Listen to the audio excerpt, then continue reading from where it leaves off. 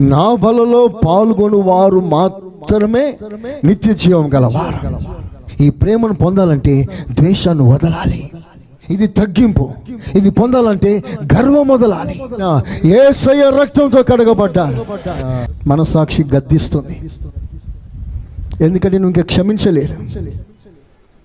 నీ భార్యనో, నీ భర్తనో, నీ పిల్లలనో, నీ ఇరుగువారినో, పొరుగువారినో, నీ సంఘస్థులనో ఇంకా నువ్వు క్షమించలేని స్థితిలో ఉన్నావు. కనుక ఆయన ఏమని ఆశిస్తున్నాడంటే క్షమించు.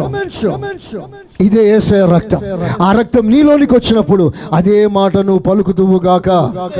యేసయ్యని పొడిచిన వాడిని క్షమించాడే, వెంట్రుకలు పెరికిన వాడిని క్షమించాడే, ముఖాన ఉమ్మి వేసిన వాడిని క్షమించాడే, చివరికి ప్రాణాలే తీస్తున్న వాడిని క్షమించాడే.